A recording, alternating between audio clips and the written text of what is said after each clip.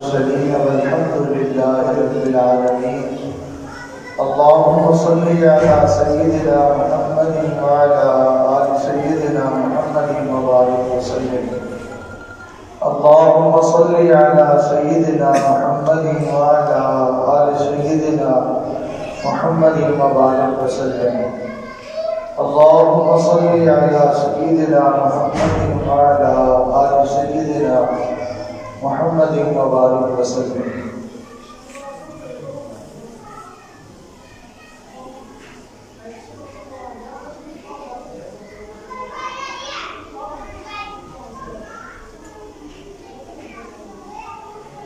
اللہ رب العزت نے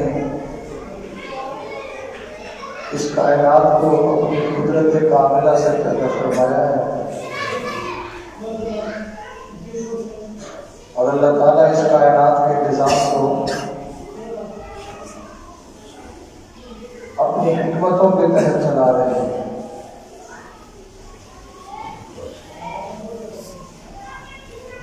جیسے کوئی پڑھا لکھا سمجھدار انسان اپنا گھر بنائے تو اس کی کوشش ہوتی ہے کہ گھر کی ہر چیز بہترین ہو. اس کے پاس مال پیسہ بھی خوب ہے، اور اس کے پاس تعلیم بھی ہے، سمجھ بھی ہے.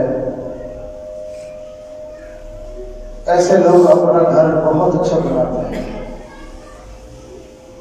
گھر کے اندر ہر چیز بڑی معیاری لے کے آتے ہیں.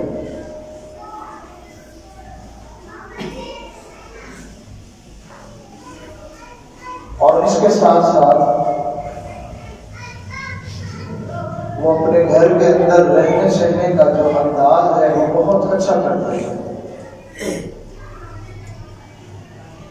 پورے گھر میں کوئی جھگڑتا ہوا نظر نہیں آتا، کوئی بدتمیزی کرتا ہوا نظر نہیں آتا، کوئی دوسروں کے لیے تکلیف کا سبب نہیں بنتا.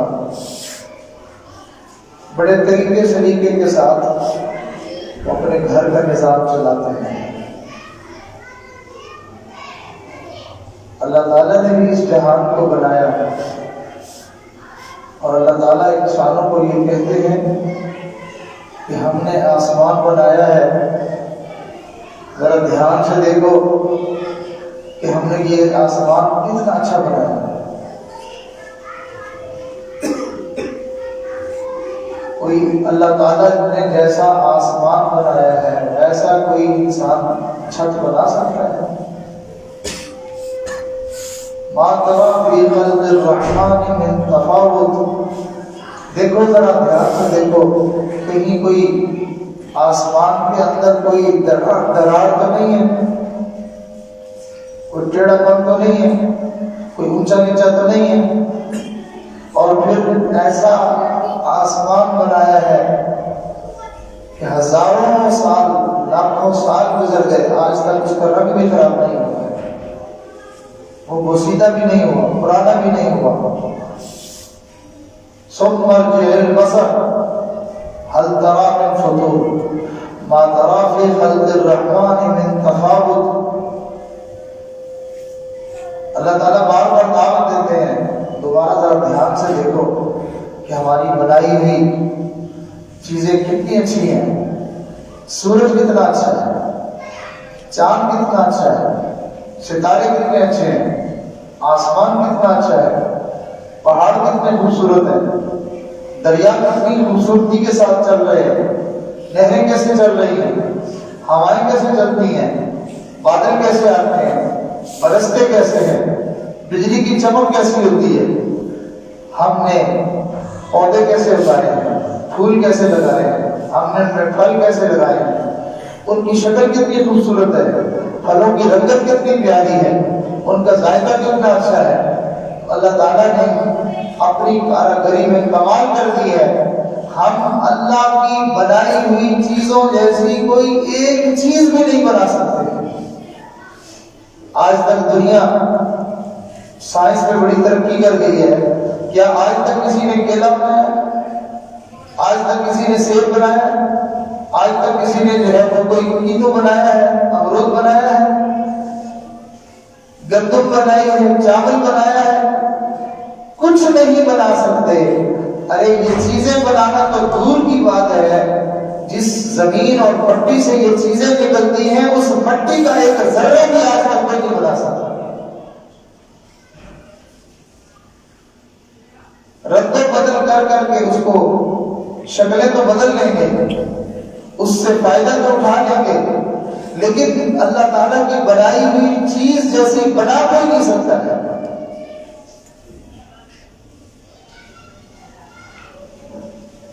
اللہ تعالیٰ نے یہ جہان ایسا بنایا۔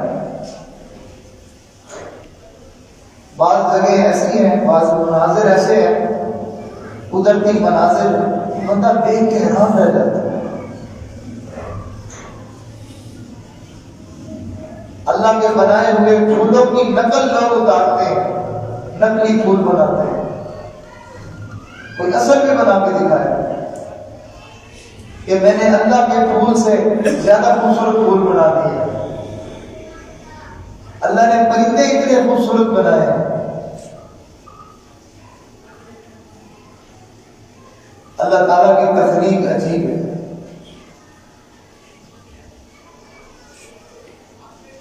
ہم باریک کپڑے خریدتے ہیں گرمیوں میں،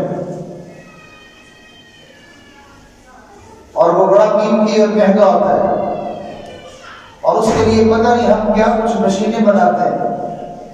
اللہ نے ایک چھوٹا سا جانور بنایا جس کو مکڑی کہتے ہیں، وہ اپنے منہ سے ایسا لعاب نکالتا ہے کہ اس سے وہ جالا بناتا ہے، اور وہ پورا ایک خیمہ بناتا ہے، پورا اس کے ساتھ جو ہے وہ ایک جالا بنا کے، پورا گھر بنا کے، خیمہ بنا کے اس میں بیٹھا ہوا ہے۔ ہوا پہ جھونکے آ رہے، کچھ ہو رہا، کچھ نہیں۔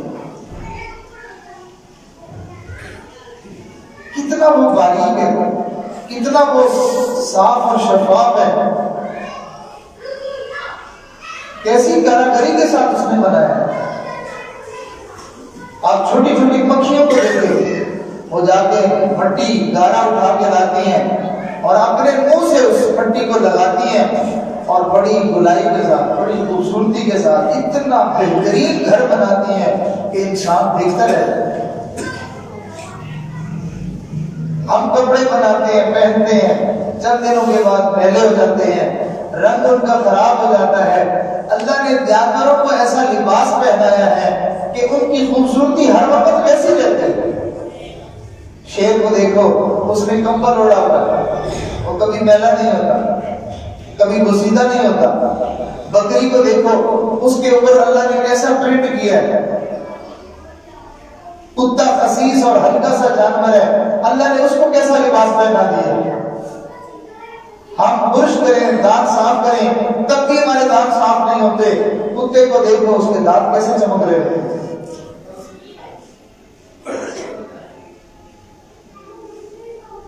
شہر کی مکھی کو دیکھو، ان کے اندر ڈسپلن کتنا زیادہ ہے، ان کے اندر ترتیب کتنی زیادہ ہے کہ جب کوئی شہر کی مکھی اپنے چھتے سے نکل کر رس چوسنے کے لیے جاتی ہے تو وہ میلوں دور چلی جاتی ہے۔ اب اس کو کیسے پتہ چلتا ہے کہ میں کہاں سے اڑی تھی اور میں نے واپس کہاں جانا ہے؟ وہ تو فضا میں جا رہی ہے، اس کے لیے راز کس فضا میں سڑکیں کس نے بنائی ہیں؟ اس کو یہ ایڈریس کس نے سمجھایا ہے؟ اور یہ بیوٹیاں ان کو کس نے سمجھائی ہیں؟ اللہ نے سمجھائی۔ اللہ کا بنایا ہوا نظام ہے، اللہ کی بنائی ہوئی ترتیب ہے۔ جس اللہ نے جانوروں کو زندگی گزارنے کا ایسا شعور دے دیا ہے، کیا کسی بطخ نے کبھی اپنے بچے کو تیراکی سکھائی ہے؟ پانی میں تیرنا سکھایا ہے؟ بطخ کا بچہ چھوٹا سا پانی میں ڈال دیں، اس کو تیرنا آتا ہے۔ بھینس کے چھوٹے چھوٹے بچے، چلو بطخ کے بچے کے ساتھ تو پر ہے، اپنے پروں کی وجہ سے وہ تیر لیتا ہے۔ بھینس کے بچے کا، اس کا تو صرف وزن ہی وزن ہے، اس کے پاس تو کوئی ایسی چیز نہیں ہے کہ جس کی وجہ سے وہ تیر سکے۔ بھینس کو دیکھو، اتنی وزنی ہے، پانی کے اندر تیر رہی ہے۔ یہ اللہ کی کاریگری ہے، یہ اللہ کی قدرت کے کرشمے ہیں، اللہ کی یہ ترتیب ہے۔ مرغی کو کس نے بتایا ہے کہ تو نے جو ہے وہ پہلے انڈے دینے ہیں اور اس کے بعد ان انڈوں میں سے بچوں کو نکالنے کے لیے تجھے دن رات مسلسل 21 دن تجھے انڈوں کے اوپر بیٹھے رہنا ہے؟ اللہ نے اس کو بتایا ہے۔ اللہ تعالیٰ نے ہر جانور کو زندگی گزارنے کا، رہنے سہنے کا شعور دیا ہے، لیکن انسان اللہ کا چہیتا ہے، اللہ کا پیارا ہے، اللہ کا پسندیدہ ہے، اللہ کا یہ خلیفہ ہے۔ یہ انسان اللہ نے اس کو اچھی زندگی گزارنے کے لیے اپنے علم سے علم عطا فرمایا اور آسمانوں سے اس کی زندگی گزارنے کا ایک بہترین طریقہ دنیا میں نازل فرمایا۔ اگر وہ طریقہ انسانوں میں آ جائے تو وہ طریقہ اتنا خوبصورت ہے، اتنا حسین ہے کہ فرشتے بھی اس پر رشک کرنے لگ جاتے ہیں۔ اور اگر وہ طریقہ انسان کے پاس نہ ہو،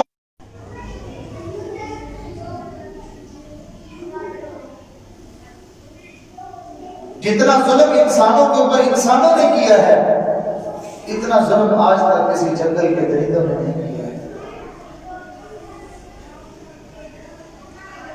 اگر انسان اللہ کے دی ہوئی تعلیم کو اختیار کر لے، اللہ کے بتائے ہوئے اس زندگی گزارنے کے طریقے کو سمجھ لے اور اس کے مطابق چلنے لگے، تو لوگ اس کو کہتے ہیں یہ تو انسان نہیں، یہ تو کوئی فرشتہ ہے، یہ تو فرشتہ صفت انسان ہے۔ اگر انسان سلجھے ہوئے ہو تو انسان کو دیکھ کے سکون حاصل کرتا ہے، اور اگر بگڑے ہوئے انسان ہو تو انسان کو دیکھ کے ڈر جاتا ہے، گھبرا جاتا ہے۔ ہم رات کے وقت سفر کر رہے ہوں، راستے میں کوئی گیدڑ آ جائے ہم نہیں ڈرتے، راستے میں کوئی کتا آ جائے ہم نہیں ڈرتے، راستے میں کوئی جنگلی جانور آ جائے ہم نہیں ڈرتے۔ ہاں، انسانی شکل کا کوئی جانور آ جائے تو ڈر جاتے ہیں، پتہ نہیں اب یہ کیا کرے گا۔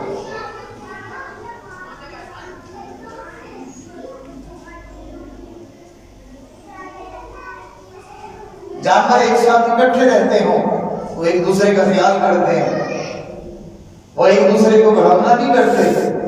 ایک محلے میں، ایک گلی میں رہنے والے کتے بھی بڑے اتفاق سے رہتے ہیں، باہر کا کوئی کتا آئے اس کے تو پیچھے پڑ جاتے ہیں، لیکن آپس میں ایک ہو کے رہتے ہیں۔ اور انسان بگڑا ہوا ایک گھر میں رہتا ہے، ایک گھر کے رہنے والے لوگ ہیں، دو بھائی ہیں، بہن بھائی ہیں، میاں بیوی ہیں، بچے اور ماں باپ ہیں، ایک دوسرے کے بھوکے اور ایک دوسرے کے جو ہے وہ خون کے پیاسے، اور ایک دوسرے کے ساتھ جو ہے وہ لڑائی اور جھگڑا ان کا ختم نہیں ہوتا۔ یہ چوریاں اپنے بھیدیوں کے بغیر نہیں ہوتی، یہ قتل اپنے اپنوں کے بغیر نہیں ہوتے، یہ ڈکیتیاں اور وارداتیں جب تک کوئی اندر کا بھیدی نہ ہو نہیں ہوتی۔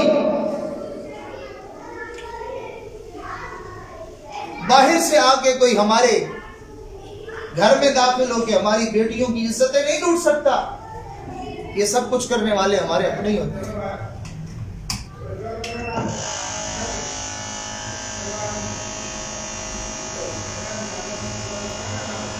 تو میں یہ عرض کر رہا تھا کہ اگر انسان کو ہدایت نہ دی جائے، انسان کو تعلیم نہ دی جائے، انسان کو جینے کا شعور نہ دیا جائے، تو یہ جانوروں سے بھی بدتر جانور ہے۔ اللہ رب العزت نے اس انسان کو اچھا بنانے کے لیے، اس انسان کو خوبصورت بنانے کے لیے، اس انسان کو خوبصورت بنانے کے لیے، اس کو بہترین بنانے کے لیے، اس کو اعلیٰ بنانے کے لیے، اس کو افضل بنانے کے لیے اللہ نے دنیا میں اپنے نبیوں کو بھیجا اور ان کو آسمانی علم دے کے بھیجا کہ یہ ہے ہدایت کا راستہ، یہ ہے کامیابی کا راستہ، یہ ہے عزت کا راستہ۔ لہذا جو بندہ اس تعلیم کو اختیار کر لے تو ماشاءاللہ وہ دیکھنے میں انسان ہوتا ہے لیکن فرشتوں سے بھی آگے نکل جاتا ہے۔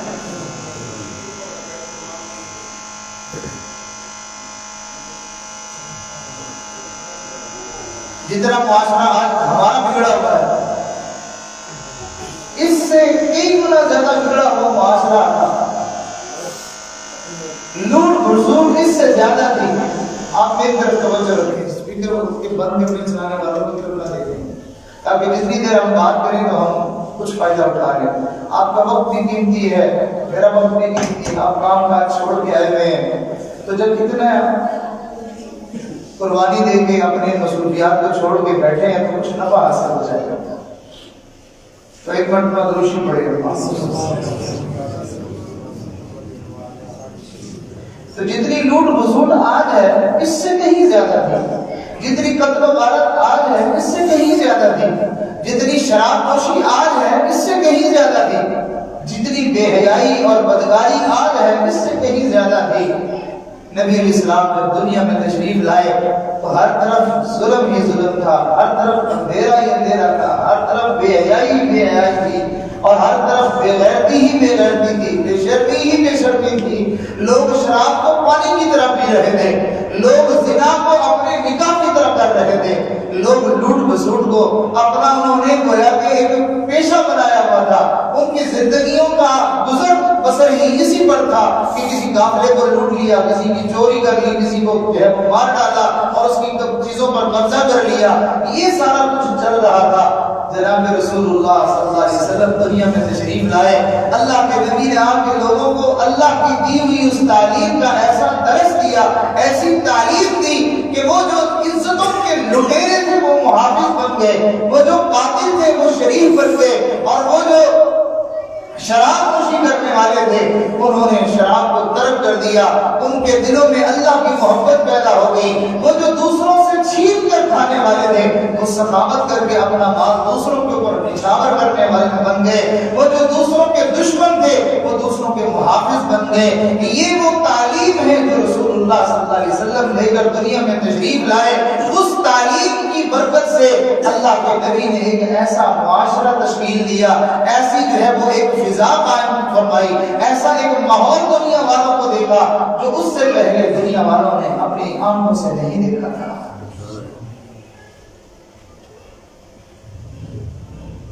اس تعلیم کی برکت سے لوگوں کو جینے کا شعور آ گیا. اس تعلیم کی برکت سے لوگوں کے اندر شرافت پیدا ہو گئی. اس تعلیم کی وجہ سے لوگوں میں پاک دامنی پیدا ہو گئی, لوگوں میں حیا پیدا ہو گئی, لوگوں میں انصاف پیدا ہو گیا, لوگوں کے دلوں میں ہمدردی اور خیرخواہی پیدا ہو گئی, دوسروں کا احساس دلوں میں بیدار ہو گیا. ایسا جذبہ پیدا ہوا کہ ساری دنیا کی قومیں اگر کوئی اچھائی کی کوئی دلیل دیتی ہے, کوئی حوالہ دیتی ہے, تو اس کو مجبوراً اسی معاشرے کا ہی حوالہ دینا پڑتا ہے. اس کے سوا ان کے پاس کوئی دلیل نہیں ہوتی ہے. ہندوستان کی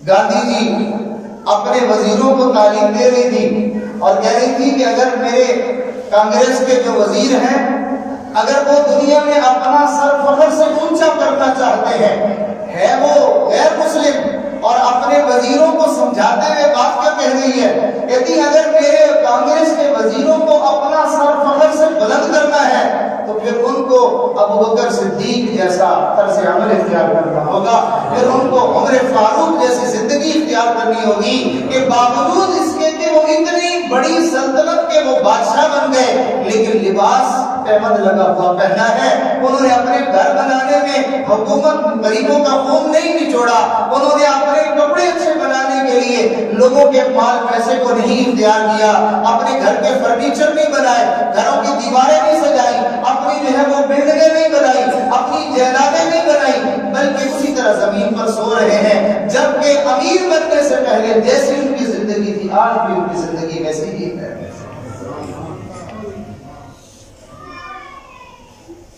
نبی علیہ السلام نے ان کی عجیب ان کی تربیت کرتے تھے, عجیب ان کو ایک ماحول دیا تھا, عجیب ان کی سوچ بنا دی تھی. وہ لوگ جو ایک ایک پیسے کے پیچھے دوسروں کو قتل کر دیتے تھے, آج ہمارے یہاں بھی یہی ہے. دکاندار اور گاہک آپس میں کیوں خون خرابہ کر رہا ہے, کیوں لڑ رہے ہیں, یہ عدالتیں اور یہ ساری جیلیں کیوں بھری پڑی ہیں, اسی مال پیسے کا یہ مسئلہ ہے. اس نے میرے اتنے پیسے دبا لیے, وہ میرے پیسہ نہیں دیتا, وہ میری زمین نہیں دیتا, وہ میرا حق نہیں دیتا. تو اسی جھگڑے میں اور اسی مسئلے میں ہمارے قبرستان آباد ہو گئے، ہماری جیلیں آباد ہو گئی، ہماری عدالتیں اور کچہریاں آباد ہو گئی۔ لوگ ایک دوسرے کے خون کے پیاسے ہیں، حتیٰ کہ بھائی بھائی کو 1 روپیہ معاف کرنے کے لیے تیار نہیں ہے۔ وہ باپ کے جس نے اپنی خون پسینے کی کمائی سے اپنے بچے کو پال پوس کے جوان کیا، وہی بڑا ہو کے اپنے باپ کا قاتل بن جاتا ہے۔ یہ مال کی اتنی بھوک پیاس پھر دوبارہ سے پیدا ہو گئی، اس سے کہیں زیادہ لوگوں میں اس وقت بھی تھی کہ پیسے کے پیچھے لوگ لوگوں کو قتل کر دیتے تھے۔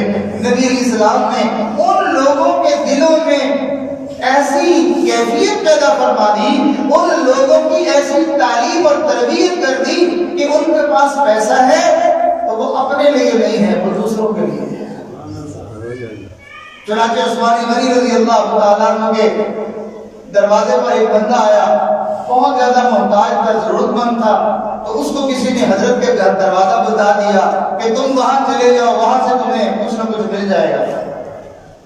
اب جب حضرت عثمان غنی رضی اللہ عنہ کے دروازے پہ وہ پہنچا تو اس نے دروازے پہ دستک دی، لیکن اس کو محسوس ہوا کہ جیسے اندر میاں بیوی آپس میں کسی بات پر جھگڑ رہے ہیں، غصے سے ایک دوسرے سے بات ہو رہی ہے۔ اس نے ذرا کان لگایا، چونکہ اس زمانے میں گھر بھی چھوٹے ہوتے تھے، دیواریں بہت بڑی بڑی نہیں ہوتی تھی، بڑے اونچے اونچے محلات نہیں ہوتے تھے، سادہ اور چھوٹا سا گھر ہوتا تھا، اور شور شرابہ بھی ماحول میں ایسا نہیں ہوتا تھا، تو کسی کی بات بڑی آسانی سے سنی جا سکتی تھی۔ اب اس نے کان لگایا کہ یہ کس بات پر جھگڑ رہے ہیں، تو اس نے سنا کہ میاں بیوی آپس میں اس بات پر جھگڑ رہے ہیں کہ خامد اپنی بیوی سے کہہ رہا ہے کہ رات تم نے دیے کی جو بتی تھی وہ بڑی رکھ دی، جس کی وجہ سے اس کا تیل زیادہ لگ گیا، تیل کی کھپت آج کی رات زیادہ ہو گئی۔ تو بیوی آگے سے بتا رہی ہے کہ میں نے کوشش تو کی تھی لیکن بڑی رہ گئی، اس طرح کی آپس میں جھگڑا بات ہو رہی ہے۔ جب اس نے یہ بات سنی تو وہ پریشان ہو گیا کہ شاید میں کسی غلط دروازے پہ آ گیا ہوں، مجھے تو کسی نے کہا تھا کہ بڑا سخی اور بڑا غنی آدمی ہے، اور یہ تو کنجوس آدمی بیوی کے ساتھ صرف تیل کی بتی زیادہ ہونے پر جھگڑ رہا ہے، اس نے مجھے کیا دینا ہے؟ تو وہ دل میں پریشان ہو رہا ہے، میں نے دروازے پہ دستک تو دے دی ہے لیکن پتہ نہیں شاید غلط میں نے کر دیا ہے، یہ گھر کسی اور کا ہے، عثمان غنی کوئی اور ہے، وہ سبھی بندہ شاید کوئی اور ہے، یہ بھی سوچ رہا تھا، اور اس نے واپسی کا رخ لیا۔ اتنے میں عثمان غنی رضی اللہ عنہ دروازے کی دستک کی وجہ سے باہر تشریف لائے، اس کو جاتے ہوئے دیکھا، آواز دی، دروازے پہ دستک تم نے دی ہے؟ جی ہاں میں نے دی ہے۔ فرمایا کیا بات ہے، واپس جا رہے ہو؟ کہا ایک ضرورت کے لیے آیا تھا، حاجت کے لیے آیا تھا، لیکن شاید میں غلطی سے آ گیا۔ عثمان آپ کا نام ہے؟ فرمایا ہاں جی میرا نام ہے۔ کہا مجھے تو کسی نے کہا تھا کہ آپ بڑے سخی اور بڑے غنی ہیں، میں تو پریشان تھا، محتاج تھا، آپ کے دروازے پہ آیا تھا کہ مجھے کچھ مل جائے گا، لیکن میں نے تو سنا کہ آپ اپنی بیوی کے ساتھ لڑ رہے ہیں صرف تیل کے زیادہ استعمال ہونے پر۔ تو حضرت نے ارشاد فرمایا رکو ادھر ہی رکو، میں بھی آتا ہوں۔ یہ کہہ کے حضرت اندر تشریف لے گئے۔ جب باہر آئے تو حضرت کے ہاتھوں میں پیسوں کی سکوں، اس زمانے میں سونے اور چاندی کے سکے ہوتے تھے، تو ان سے بھری ہوئی تھیلیاں وہ حضرت کے ہاتھ میں اور لے کے آئے، فرمایا یہ لے لو۔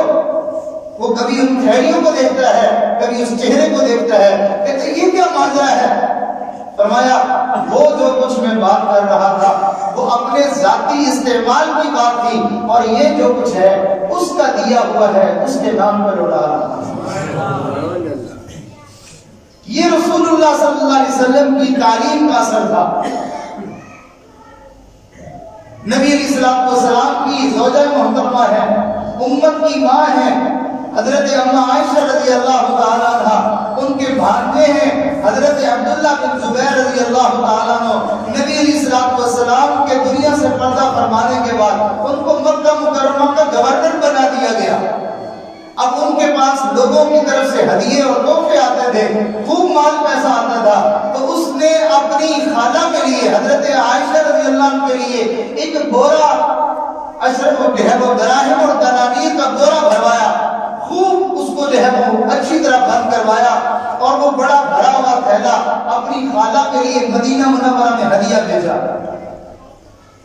اب جب وہ ہدیہ آیا تو حضرت عائشہ رضی اللہ تعالیٰ عنہ دیکھتی ہیں کتنے پیسے آئے، تو اپنی لونڈی کو، اپنی خادمہ کو فرمایا کہ بچہ یہ اتنا سارا مال پیسہ آیا ہے، اس کو کیا کرنا ہے؟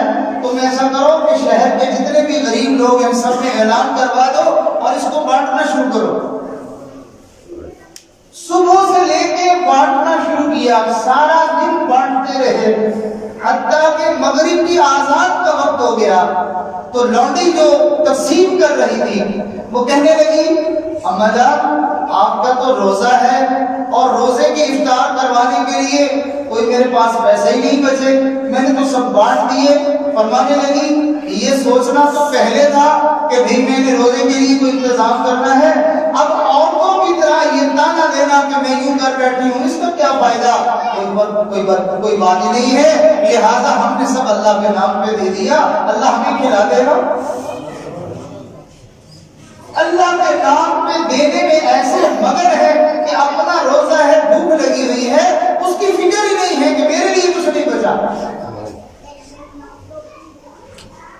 یہ رسول اللہ صلی اللہ علیہ وسلم کی تعلیم ہے، یہ آپ کی تربیت ہے، یہ انسانوں کو جینے کا شعور آپ نے دیا ہے۔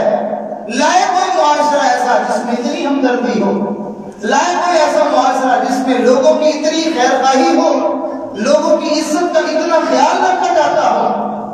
یہ اللہ کے پاک پیغمبر صلی اللہ علیہ وسلم ہیں جو دنیا میں اللہ کے پیغمبر بن کر آئے ہیں، اللہ کے محبوب بن کر آئے ہیں۔ اللہ قرآن میں کہتے ہیں او لوگو ہم نے رسول اللہ کو بھیجا، ہم نے اپنے نبی کو بھیجا، ہم نے محمد مصطفیٰ صلی اللہ علیہ وسلم کو بھیجا، جانتے ہو ہم نے ان کو بھیجا تمہارے پر بڑا احسان کیا ہے، ہم نے بڑا احسان کیا ہے۔ اگر وہ نہ آتے تو ماں کو عزت دینے والا کوئی نہیں تھا، باپ کا احترام کرنے والا کوئی نہیں تھا، بھائی کا خیال کرنے والا کوئی نہیں تھا، پڑوسی کا حق دینے والا کوئی نہیں تھا، کوئی کسی کے کام آنے والا نہیں تھا، کوئی مشکل میں کسی کو سہارا دینے والا نہیں تھا، کوئی رونے والوں کے آنسو پوچھنے والا نہیں تھا۔ اگر وہ نہ آتے تو یہ صرف شکلیں انسانوں کی ہوتی، باقی سارے جانوروں والے کام ہوتے۔ آج ہم جتنے بھی دین سے دور ہو گئے ہیں، کم از کم اتنا تو ہے کہ ہم کھاتے تو حلال ہیں، بکرا ذبح کرتے ہیں اپنے کھانے کے لیے، کتا تو نہیں کھاتے۔ یہ رسول اللہ صلی اللہ علیہ وسلم کی اگر تعلیم نہ ہوتی تو جیسے آج قومیں سور اور خنزیر اور کتے اور بندر سانپ اور بچھو کھا رہے ہیں تو ہم بھی وہی کھاتے۔ جیسے آج دنیا میں قومیں ہیں جو گائے کا مونت پی کے اس کو تبرک اور فخر سمجھ رہے ہیں، ہم بھی کسی جانور کے پیشاب پینے میں لگے ہوئے ہوتے ہیں۔ یہ رسول اللہ صلی اللہ علیہ وسلم کی تعلیم کی برکت ہے کہ ہمیں ماں اور بیٹی کے اندر تمیز ہے، ہم بہن اور بیوی میں فرق کرتے ہیں، ہمیں بھائی اور باپ کا کوئی پتہ ہے، ہمیں معاشرے میں کچھ نہ کچھ جینے کا کچھ احساس ہے۔ یہ تھوڑا بہت جو ہمارے اندر یہ چیزیں موجود ہیں، یہ اللہ کے نبی کے دین کی برکتیں ہیں جو اب تک موجود ہیں۔ اگر یہ معاشرہ دین سے دور ہوتا جائے گا تو پھر ایسے واقعات روز سامنے آئیں گے، روز ایسے واقعات سامنے آئیں گے کہ ماں باپ دونوں بوڑھے ہو گئے، اکلوتا بیٹا ساری زندگی اس کو پالتے رہے، تھوڑی سی بات پر ماں اس کو منع کر رہی تھی بیٹا تم باہر نہ جاؤ، مجھے جب تم باہر جاتے ہو مجھے ڈر لگتا ہے، میں انتظار میں رہتی ہوں کہ کہیں بھی ہے تمہیں کوئی حادثہ نہ پیش آ جائے، کبھی فلاں معاملہ نہ آ جائے۔ اتنی بات پر ماں ہمدردی اور خیرخواہی کی وجہ سے کو منع کر رہی ہے۔ وہ نوجوان پیش میں آیا، اپنے دونوں ماں باپ بوڑھوں کو اینٹیں مار مار کے اس نے قتل کر دیا۔ اگر ہم دین سے دور رہیں گے تو پھر بچیوں کو وہ لوگ زندہ پکڑ کر زمین میں صرف اس لیے گاڑ دیتے تھے، کہتے تھے کل کو یہ بڑی ہو جائے گی ہمارا کوئی داماد بنے گا، یہ ہماری غیرت کے خلاف ہے۔ رسول اللہ صلی اللہ علیہ وسلم نے ہمیں بتایا غیرت کیا ہوتی ہے، حیا کیا ہوتی ہے، عزت کیا ہوتی ہے، شرافت کیا ہوتی ہے، نیک نامی کیا ہوتی ہے، اچھا جینا کیا ہوتا ہے۔ اللہ کے نبی نے ہمیں سب کچھ سکھایا ہے۔ گوری چمڑی والوں نے ہمیں جو ہے وہ لوہے کے جہاز بنا کے اڑا کے دکھا دیے، بجلی کے کمکموں سے سارے جہان کو چمکا کے دکھا دیا، مگر ان کو بیچاروں کو یہ تک نہ پتا ہوا کہ استنجا کیا ہوتا ہے۔ کھڑے ہو کے موتنے والوں کو کیا پتا ہے کہ اپنے نجس اور ناپاک پیشاب سے بندہ کیسے بچتا ہے؟ ان کو اپنے نسب کا پتہ نہیں، ان کو اپنے باپ کا پتہ نہیں، تو دوسروں کو کیا پتہ ہے؟ جو حرامی نسل لوگ ہیں جن کو اس تک خبر نہیں ہے کہ میرا باپ کون ہے، وہ لوگوں کو ہدایت کا راستہ بتائے۔ رسول اللہ صلی اللہ علیہ وسلم جو تعلیم لے کے آئے، ماشاءاللہ انسان کا نسب پاک ہے، انسان کا وجود پاک ہے، انسان کی زبان پاک ہے، اس کے کانوں کی سماعت پاک ہے، اس کا سوچنا پاک ہے، اس کی گفتار پاک ہے، اس کا کردار پاک ہے، حتیٰ کہ وہ انسان اتنا پاکیزہ ہو جاتا ہے کہ خود اللہ جو کہ پاک ہے، اللہ ان بندوں کی تعریف کرتے ہیں۔ اللہ فرماتے ہیں کہ میرے نبی کے جو غلام ہیں، میرے نبی کے جو فرما بردار ہیں، میرے نبی کی تعلیم کے مطابق جو زندگی گزارنے والے ہیں، ان کے بارے میں اللہ فرماتے ہیں رجال یحبون ان یتطہروا واللہ یحب المطہرین۔ یہ اتنے پاکیزہ لوگ ہیں کہ میں رب ان کی پاکیزگی کی وجہ سے ان سے محبت کرتا ہوں۔ ماشاءاللہ کیسا پاکیزہ دین ہے۔ اللہ بھی پاک ہے، اللہ کے نبی بھی پاک ہے، کلمہ بھی پاک ہے، دین بھی پاک ہے، قرآن بھی پاک ہے، نبی پر، اللہ پر، قرآن پر، دین پر ایمان لانے والے اولیاء بھی پاک ہیں۔ جو بندہ دین سے جڑتا جائے گا اس کو پاکیزگی نصیب ہوتی جائے گی، اور جو پاک ہوگا، اللہ نے فرمایا پاک لوگوں کے لیے ہم نے پاک جگہ جنت بنائی ہے۔ اللہ تعالیٰ نے ارشاد فرمایا، سنیے، ارشاد فرمایا لقد من اللہ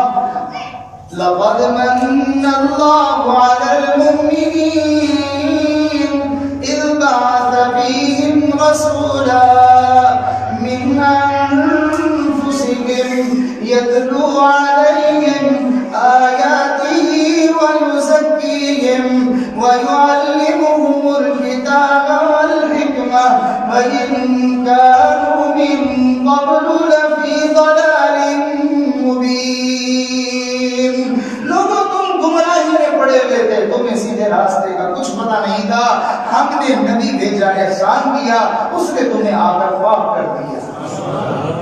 نبی علیہ السلام نے ارشاد فرمایا، ہر بندہ بتاتا ہے نا میں کیوں آیا ہوں۔ آپ کے ہاں مہمان آیا، آپ پوچھتے بھائی کیسے آئے؟ وہ کہتے جی میں تو خیال تھا کہ میں آپ سے رشتے کی بات کر لوں، آپ کے پاس مہمان آئے، پوچھے بھی کیسے آئے؟ جی ویسے میرا دل اداس تھا تو میں نے چاہا کہ بھئی یہاں سے جا رہا تھا تو آپ سے مل لوں۔ تو ہر کسی کے آنے کا کوئی نہ کوئی مقصد ہوتا ہے۔ اللہ کے نبی آپ کیوں دنیا میں تشریف لائے؟ آپ نے ارشاد فرمایا لوگوں انما بعثت معلما، لوگوں میں دنیا میں استاذی بن کر آیا، میں تمہیں تعلیم دینے کے لیے آیا ہوں، میں تمہیں اچھی زندگی کا درس دینے کے لیے آیا ہوں۔ اللہ کون ہے، بندے کون ہیں، خدا میں اور مخلوق میں کیا فرق ہے، آپ نے کھانا کیسے ہے، آپ نے پینا کیسے ہے، آپ نے سونا کیسے ہے، آپ نے گھر میں کیسے رہنا ہے، آپ نے بازار میں کیسے رہنا ہے، آپ نے اپنی والدہ سے کیسے معاملہ کرنا ہے، آپ نے اپنی بیوی کے ساتھ کیسے وقت گزارنا ہے، آپ نے چھوٹے بھائی کے ساتھ کیسے کرنا ہے، اور آپ نے والد کا احترام کیسے کرنا ہے، آپ نے اپنے پڑوسی کا کتنا خیال کرنا ہے، اور آپ نے اپنے پیر مرشد استاذ کا کتنا خیال کرنا ہے۔ یہ ساری تعلیمات دنیا کو دینے کے لیے میں نبی بن کر دنیا میں آیا ہوں۔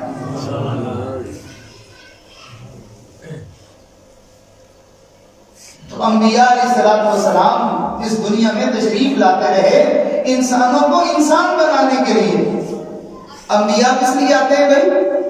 انسانوں کو انسان بنانے کے لیے، انسانوں کو جینے کا شعور دینے کے لیے۔ اللہ کے نبی باقاعدہ غسل کرنے کا طریقہ بتاتے تھے کہ آپ نے غسل کیسے کرنا ہے، استنجا کرنے کا طریقہ بتاتا ہے۔ ایک آدمی لیٹا ہوا تھا، اللہ کے نبی نے تعلیم دی اب دیہاتی ماحول میں پہلے زمانے میں شلواروں کا رواج نہیں تھا، شہروں میں بھی اور دیہاتوں میں بھی، آج بھی دیہاتوں میں ایسا ہے کہ لوگ تہبت زیادہ پہنتے ہیں، پر رواج بن گیا اب تو شلوار کا، تو اس زمانے میں بھی یہ رواج نہیں تھا۔ ایک آدمی جو ہے وہ لیٹا ہوا تھا اور لیٹے ہوئے میری طرف دیکھیے، ایک ٹانگ یوں کھڑی کی دوسری ایسے اوپر رکھی، لیٹا ہوا بندہ، اس نے ایسے ایک ٹانگ کھڑی کی اور دوسری اوپر رکھی۔ اللہ کے حبیب صلی اللہ علیہ وسلم نے دیکھا، آپ نے منع فرمایا، آپ نے ارشاد فرمایا لیٹے ہوئے ایک ٹانگ اٹھا کے دوسری ٹانگ کے اوپر نہ رکھو۔ کیوں؟ اس لیے کہ اس طرح سے کئی مرتبہ انسان کا صدر کرنے کا خطرہ ہوتا ہے۔ اللہ کے نبی نے یہ تعلیم دی ہے کہ جس میں ہمارے صدر کی حفاظت ہو رہی ہے۔ اللہ کے نبی نے ہمیں تعلیم دی کہ دو بندے اکٹھے کھا رہے ہیں کوئی چیز ہے، تو آپ نے ارشاد فرمایا اگر تمہارا ساتھی ایک ایک چیز اٹھا کے کھا رہا ہے تو تمہارے لیے دو اٹھا کے کھانا جائز نہیں ہے۔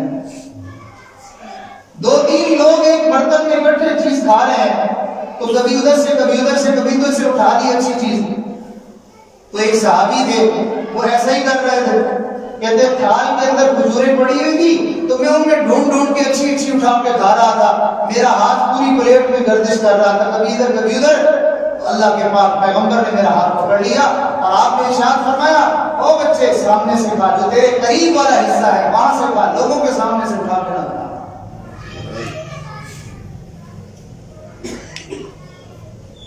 زندگی کا کوئی پہلو ایسا نہیں ہے، زندگی کی کوئی بات ایسی نہیں ہے، زندگی کا کوئی کام ایسا نہیں ہے کہ جو اللہ کے نبی نے اپنی امت کو نہ سکھایا ہو اور لوگوں کو چھوڑ دیا ہو، جاؤ مجھے نہیں پتا کہ کہیں کسی سے دیکھ کے پوچھ کے سیکھ لے کے اس کے مطابق عمل کر لو، ایسا نہیں ہے۔ ساری قومیں دنیا میں اپنے اپنے دستور سے جی رہی ہیں، جو طریقے قوموں میں موجود ہیں ان کو وہ طریقہ کس نے بتایا ہے؟ کسی نے بتایا ہوگا، کسی نے سنا ہوگا، کسی نے سمجھ لیا ہوگا، تو وہ کوئی سچا اور حقیقی طریقہ نہیں ہے۔ مسلمانوں کو اللہ کا نبی نے تعلیم دی ہے اور یہ سارے طریقے وہ ہیں جو خود اللہ نے اپنے بندوں کو بتائے ہیں۔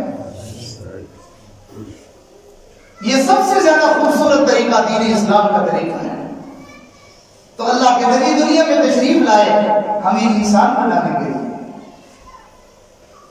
انسانوں میں سب سے اچھے اور سب سے عظیم اور سب سے اونچے انسان جناب محمد رسول اللہ صلی اللہ علیہ وسلم ہے، اور جو اس انسان کی جتنی پیروی کرے گا، جتنا ان کی تعلیم کے مطابق زندگی گزارے گا، وہ اتنا اچھا انسان بن جائے گا، اور جو انسان ان کی تعلیم سے جتنا دور ہوتا چلا جائے گا وہ اتنا جانور اور ڈنگر بنتا چلا جائے گا۔ تو نبی اسلام نے ارشاد فرمایا میں لوگوں کو دو چیزیں سکھانے کے لیے آیا ہوں۔ میں اپنی بات کو سمیٹ بھی رہا ہوں تاکہ مضمون اچھی طرح آپ کو سمجھ بھی آ جائے اور بات بھی سمٹ جائے۔ آپ نے ارشاد فرمایا میں دو چیزیں سکھانے کے لیے آیا ہوں۔ پہلی چیز میں تعلیم دینے کے لیے آیا ہوں کہ ہر چیز کے بارے میں بندے کو علم ہو کہ کرنا کیسے ہے۔ اگر اس کو پتہ ہی نہیں ہو کیا کرے گا؟ پتہ ہو یہ حلال ہے یہ حرام ہے، یہ ٹھیک ہے یہ غلط ہے، یہ اچھا ہے یہ برا ہے، کوئی تو ہمیں بتائے گا، وہ اللہ کے نبی نے ہمیں بتایا ہے۔ تو اس کی تعلیم ہمیں دی ہے۔ اور دوسری چیز کہ آپ نے ارشاد فرمایا میں لوگوں کو اخلاق سکھانے آیا ہوں، میں لوگوں کو اخلاق سکھانے آیا ہوں۔ علم اور تربیت، تعلیم اور تربیت دو چیز ہے۔ تعلیم علم کا نام ہے اور تربیت انسان کی بگڑی ہوئی عادتوں کو سدھارنے کا نام ہے۔ بعض دفعہ پتہ تو ہوتا ہے لیکن اس پر عمل نہیں ہوتا۔ جیسے ہم میں سے کس کو پتہ نہیں ہے کہ کسی کی ماں بہن بیٹی کو دیکھنا ٹھیک نہیں ہے، لیکن عمل نہیں ہوتا۔ پتہ سب کو ہے لیکن سب اسی کام میں لگے ہوئے ہیں۔ وہ اس کی بیوی کو دیکھتا ہے، اس کی بیوی کو دیکھتا ہے، اس کی بہن کو دیکھتا ہے، اس کی بہن کو دیکھتا ہے۔ ارے کیسی بے حیائی کی بات ہے۔ حیا اور پاکیزگی کی بات تو یہ تھی کہ جب تجھے یہ خبر ہو کہ یہ میرا دوست ہے اور اس کی یہ بہن ہے تو میں اس کا دوست ہو کر اگر اس کی عزت کا میں محافظ نہیں تو پھر چور آ کے اس کی عزت کی حفاظت کرے گا۔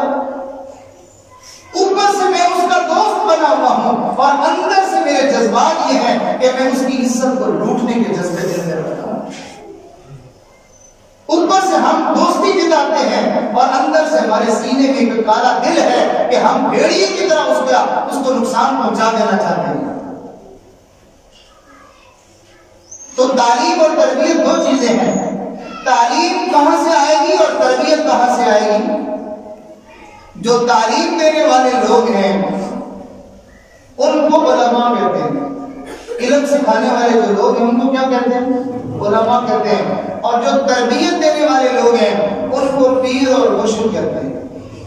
ان کو اللہ والے کہتے ہیں کہ اللہ والوں کے پاس جا کے انسان کے اندر سخاوت پیدا ہو جاتی ہے. اللہ والوں کے پاس جا کے انسان کے اندر حیا پیدا ہو جاتا ہے. اللہ والوں کے پاس جا کے انسان کے اندر دوسروں کی ہمدردی اور خیرخواہی پیدا ہو جاتی ہے. اللہ والوں کے پاس جا کے دوسروں کا ادب اور احترام دل میں پیدا ہو جاتا ہے. اچھی باتیں پیدا ہو جانا اس کا نام تربیت ہے. اور اچھی معلومات کا پتہ چل جانا اس کا نام علم ہے. علماء سے علم ملتا ہے, اللہ والوں سے تربیت ملتی ہے. ہم نے زمانے میں ان کو پیر اور مرشد بنایا جن کے پاس نہ علم ہے نہ ان کے پاس تربیت ہے. انہوں نے کسی کو کیا دینا تھا, ہر ایک سے لینے کی فکر ان کو لگی ہوئی ہے.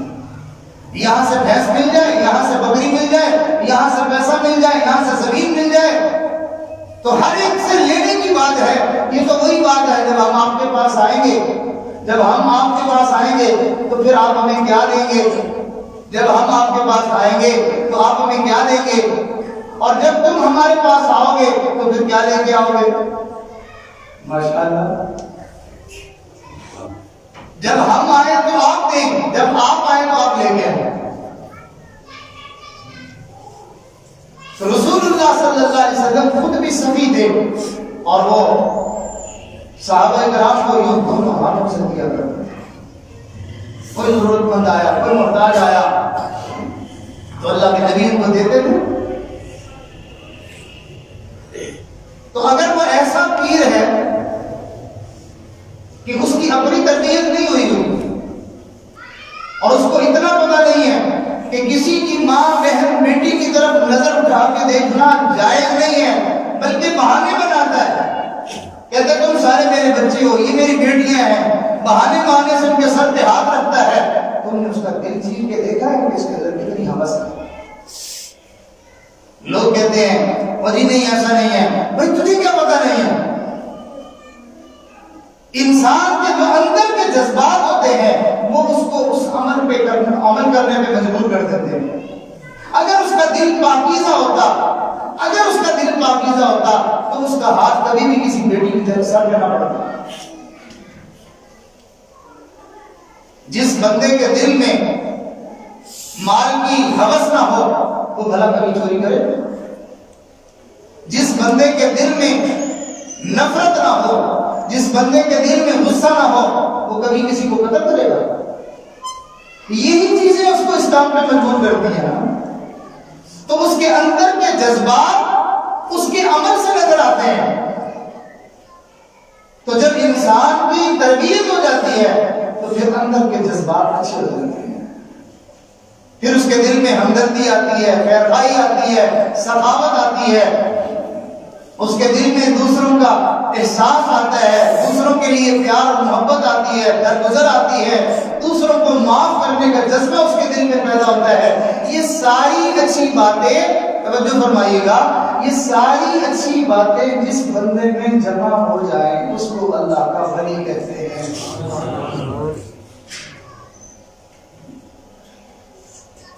تو اللہ کے نبی اپنی پوری امت کو اللہ کا ولی بنانے کے لیے تشریف لائے ہیں, اللہ کا دوست بنانے کے لیے آئے ہیں کہ لوگوں اللہ سے تعلق جوڑو, اللہ کی محبت اپنے دل میں پیدا کرو اور اللہ کو راضی کرنے والے یہ اعمال ہیں, یہ عمل کرو. تو لہذا ہم نے آج دل میں عزم کرنا ہے, ارادہ کرنا ہے کہ ہمیں اللہ نے ہمارے اوپر احسان کیا کہ ہمیں نبی آخر الزمان حضرت محمد صلی اللہ علیہ وسلم کا امتی بنایا ہے. ہم ان کے لائے ہوئے دین کو سیکھنے, سمجھنے اور عمل کرنے کی دل میں نیت کرتے ہیں انشاءاللہ. سب کا ارادہ ہے نا انشاءاللہ؟ اچھا, جس بندے نے نیت کر لی, ارادہ کر لیا کہ جی میں دین سیکھوں گا, پھر اس کے بعد اس کو بہت زیادہ نہ سیکھ سکا، بہت زیادہ وہ اپنے آپ کو نیک نہ بنا سکا، اتنے میں اس کو موت آ گئی، اللہ اس کی نیک نیتی کی وجہ سے اس کو معاف کر کے اس کو جنت عطا فرما دے۔ چنانچہ ایک واقعہ سنا کے میں اپنی بات کو مکمل کرتا ہوں۔ ایک آدمی تھا جس کو معمولی بات پر دوسروں کو قتل کرنے کی عادت تھی، ذرا سا جھگڑا ہوا، ذرا سا کوئی معاملہ ہوا تو بس دوسرے بندے کا سر اڑا دیا۔ اور یاد رکھیے، دوسرے کو مار دینا، قتل کر دینا، یہ اتنا بڑا گناہ ہے کہ اگر قرآن مجید کی آیت سنی جائے تو اندازہ ہوتا ہے کہ اللہ تعالیٰ کو قتل کرنے والے کے اوپر کتنا غصہ آتا ہے۔ ذرا آپ اس آیت کو سنیے، میں ترجمہ کر دیتا ہوں تاکہ آپ کو اندازہ ہو کہ اللہ قاتل کے اوپر کتنے غصے ہوتے ہیں۔ ارشاد فرمایا، وَمَن يَقْتُلْ مُؤْمِنًا مُتَعَمِّدًا فَجَزَاؤُهُ جَهَنَّمُ خَالِدًا فِيهَا وَغَضِبَ اللَّهُ عَلَيْهِ وَلَعَنَهُ وَأَعَدَّ لَهُ عَذَابًا عَظِيمًا۔ جس شخص نے کسی کو جان بوجھ کر قتل کیا، فَجَزَاؤُهُ جَهَنَّمُ، اس کا بدلہ جہنم ہے۔ بات پوری نہیں ہوگی؟ پوری ہوگی نا کہ بھائی ہم اس کو جہنم میں ڈال دیں گے۔ اب جہنم سے بڑی سزا اور کیا ہو سکتی ہے؟ جب اس کو اٹھا کے ڈال ہی جہنم میں دیا تو بس بات تو ختم ہو گئی۔ تو یہاں بات کو ختم کر دینا چاہیے تھا، لیکن اللہ کا غصہ ختم نہیں ہوا کہ میرے بندے کو قتل کیوں کیا ہے، کیوں مارا ہے۔ فرمایا وَغَضِبَ اللَّهُ عَلَيْهِ، اللہ اس کو جہنم میں ڈالے گا اور اللہ کا قہر اور غصہ ہے اس بندے پر۔ چلو یہاں بس کر دیتے، لیکن نہیں، ابھی بھی غصہ ٹھنڈا نہیں ہوا۔ اللہ نے ارشاد فرمایا وَلَعَنَهُ، اس قاتل کے اوپر اللہ کی پھٹکار اور لعنت ہے۔ پھر آگے ابھی بھی غصہ ختم نہیں ہوا، ارشاد فرمایا وَأَعَدَّ لَهُ عَذَابًا عَظِيمًا۔ جیسے کوئی بندہ کہتا ہے نا صحیح میں تیرا بندوبست کر لیتا ہوں، اللہ نے فرمایا وَأَعَدَّ لَهُ عَذَابًا عَظِيمًا، آنا تو میرے پاس ہی ہے نا، میں نے بہت بڑا عذاب کے لیے تیار کیا ہے۔ آخر کب تک تو زندہ رہے گا؟ تو یہ قتل کرنے والے کے اوپر اللہ تعالیٰ کا اتنا غصہ ہے۔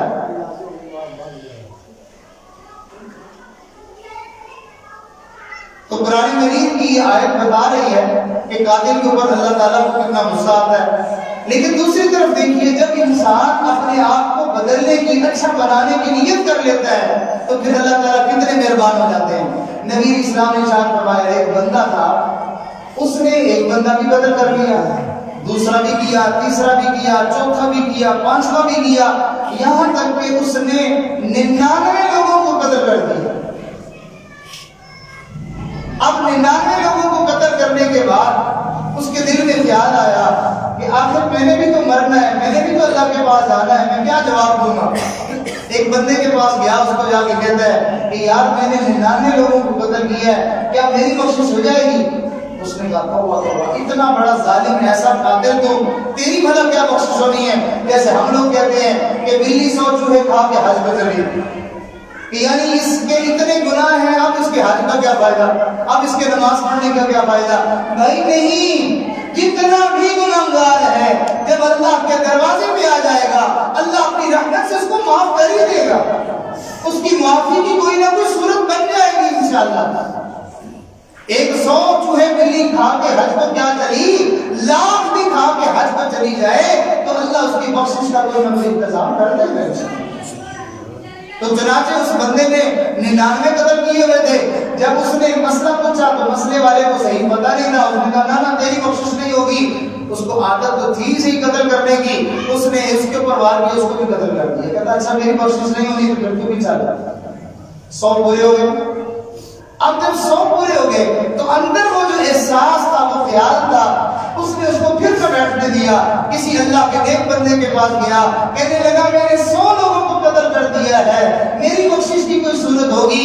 اس نے کہا اللہ کی رحمت بڑی وسیع ہے، جتنا بھی کوئی گناہگار آ جائے، جتنا بڑا بھی کوئی مجرم آ جائے، اللہ سے آ کے معافی مانگے، اللہ اس کی معافی کا کوئی نہ کوئی راستہ بنا دے گا۔ اب جب اس نے کہا کہ معافی مل جائے گی، اس نے کہا پھر میں کیا کروں، کیسے معافی مانگوں؟ اس نے بتایا فلاں جگہ پر ایک بستی ہے، اس بستی کا نام ہے نصرہ، وہاں پر اللہ کے نیک بندے اولیاء رہتے ہیں، تو وہاں چلا جا، وہ تجھے توبہ کا طریقہ بتا دیں گے، اللہ تجھے معاف کر دے گا۔ اب یہ اس جذبے سے وہاں سے چل پڑا کہ میں اس بستی میں جاتا ہوں، وہاں اولیاء رہتے ہیں، تو میری بخشش کی کوئی صورت ہو جائے گی، میں توبہ کر لوں گا۔ چنانچہ اس نیک نیتی سے جا رہا تھا، راستے میں اس کی زندگی کی محبت ختم ہو گئی۔ یہ کوئی قصہ کہانی نہیں ہے، یہ میرے آقا صلی اللہ علیہ وسلم کی مبارک حدیث ہے، جس کا ترجمہ میں آپ کو سنا رہا ہوں۔ نبی اسلام نے ارشاد فرمایا، اس کا موت کا وقت آ گیا، فرشتے نے اس کی روح قبض کر لی، اب جب وہ گرا تو فرشتے آ گئے، جہنم سے بھی اور جنت سے بھی دونوں طرح کے کفن لے کر اس کے پاس آ گئے۔ حدیث مبارکہ میں آتا ہے نیک آدمی مرتا ہے تو جنت سے فرشتے کفن لے کے آتے ہیں جس میں اس کو لپیٹتے ہیں، اور گناہگار مرتا ہے تو اس کے لیے جہنم کا آگ کا بنا ہوا کفن لایا جاتا ہے۔ وہ کہیں ہم لے جائیں گے، وہ کہیں ہم لے جائیں گے، تو خیر آپس کا جب یہ معاملہ ہوا، دونوں طرف کے فرشتے معاملہ لے کر اللہ کی بارگاہ میں حاضر ہوئے۔ اللہ نے ارشاد فرمایا تم ایسا کرو کہ زمین کی پیمائش کر لو، جدھر کا فاصلہ جو ہے وہ اگر جس بستی سے چلا ہے سفر زیادہ طے کر لیا ہے تو پھر اس کو جو ہے وہ جنت والے فرشتے لے جائیں، اور اگر اس کی جس بستی کی طرف توبہ کرنے جا رہا تھا وہ سفر ابھی زیادہ ہے، تھوڑا سفر کیا ہے اس نے، تو پھر اس کو جہنم والے لے جائیں۔ علماء نے لکھا ہے جب فرشتوں نے پیمائش کی تو فرق نکلا تو صرف ایک بارشت کا کہ وہ جو جب موت آئی تھی تو گرا تو وہ نیکوں کی بستی کی طرف یوں گر گیا۔ اللہ ایک بارشت کا فرق نکلا ہے، نیکوں کی بستی کی طرف گرا ہوا تھا۔ اللہ نے فرمایا اچھا میرا بندہ توبہ کی نیت سے چل پڑا تھا، میں نے اس کو معاف کر دیا۔ تو میرے دوستو ہمارا رب اتنا کریم ہے، اتنا مہربان ہے، تو ہم اپنے گناہوں پر توبہ کر لیں اور آئندہ اللہ کے نبی کے سکھائے ہوئے دین اور طریقے کو سیکھ کر اس کے مطابق زندگی گزارنے کی ہم کوشش شروع کر دیں۔ اس کا نتیجہ یہ نکلے گا کہ دنیا میں بھی برکتیں آ جائیں گی، دنیا میں بھی بہاریں آ جائیں گی، اور آخرت میں بھی جنت ہمارا انتظار کرے گی۔ تمام خواتین بھی مرد حضرات کی دل میں یہ نیت کریں انشاءاللہ ہم نیک بن کر زندگی گزاریں گے۔ ایک چھوٹی سی غلط فہمی کا بھی میں ازالہ کرتا چلوں کہ مرد لوگ یہ سمجھتے ہیں کہ بس دین تو ہم نے سننا ہے، نماز ہم نے پڑھنی ہے، قرآن ہم نے پڑھنا ہے، باقی یہ جو گھر کی عورتیں ہوتی ہیں ان کا کام برتن مانجنا ہے اور ان کا کام جو ہے وہ گھر میں جھاڑو دینا، صفائی کرنی ہے، ان کو کیا ضرورت ہے دین کی؟ ارے میاں اگر تو جنت میں اور جنت اور جہنم صرف مردوں کے لیے ہے تو پھر تو واقعی عورت کو کچھ کرنے کی ضرورت نہیں ہے، اور اگر جنت اور جہنم عورتوں کے لیے بھی ہے تو پھر اس کو بھی دین سیکھ کے اپنی زندگی کو دین کے مطابق لانا ضروری ہے۔ کتابوں میں لکھا ہے ایک عورت 4 مردوں کو جہنم میں لے جانے کا سبب بنے گی، ایک عورت 4 مردوں کو جہنم میں لے جانے کا سبب بنے گی۔ وہ کیسے؟ جب اللہ اس سے پوچھیں گے کہ میری بندی تم کیوں نہ نیک بنی، تو نے جو ہے وہ میرے حکموں کے مطابق زندگی کیوں نہ گزاری، تو نے اپنے آپ کو باحیا کیوں نہ بنایا، تو نے میرے نبی کے طریقوں کو کیوں نہ اپنایا، تو وہ کہے گی اللہ میرے والد نے مجھے دین نہیں سکھایا تھا۔ والد کی پکڑ ہو جائے گی کہ تجھے میں نے بیٹی عطا فرمائی تھی، اس کے حقوق تیرے ذمہ تھے، کیا تو نے اس کو دین نہیں سکھانا تھا؟ تو والد پکڑا جائے گا۔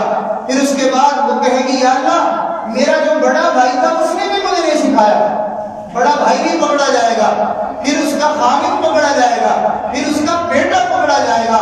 ایک عورت کی وجہ سے 4 مرد پکڑے جائیں گے اور اللہ ان کو جہنم میں ڈال دے گا کہ تم نے اس عورت کی تربیت کیوں نہیں کی۔ یاد رکھیں جب عورتیں نیک بنتی ہیں تو پھر ان کی گود میں پلنے والا کوئی بایزید بستامی بن جاتا ہے، کوئی داتا علی حجویری بن جاتا ہے، کوئی بختیار کاکی بن جاتا ہے، کوئی جو ہے وہ حضرت امام غزالی بن جاتا ہے، کوئی مجدد الفسانی بن جاتا ہے، اور کوئی جو ہے وہ صاحب بیر علی شریف کے جو بزرگ تھے کوئی اس شکل میں ظاہر ہوتا ہے، اور کوئی جو ہے برجوڈی شریف کے بزرگوں کی شکل میں ظاہر ہوتا ہے۔ جب مائیں نیک ہوں تو بچہ قرآن کا حافظ ہوگا، بچہ دین کا عالم ہوگا، بچہ نیک نمازی بنے گا، اور اگر ماں کو شوق ہے فلمیں دیکھنے کا، ڈرامے دیکھنے کا اور آوارہ پھرنے کا، تو اس کی گود میں پلنے والا کوئی فلمی ایکٹر پیدا ہوگا، کوئی گلوکار گانا گانے والا پیدا ہوگا، کوئی جو ہے وہ قاتل اور کوئی چور اور کوئی زانی اور کوئی اپنی ماں بہن بیٹیوں کی عزتیں لوٹنے والا پیدا ہوگا،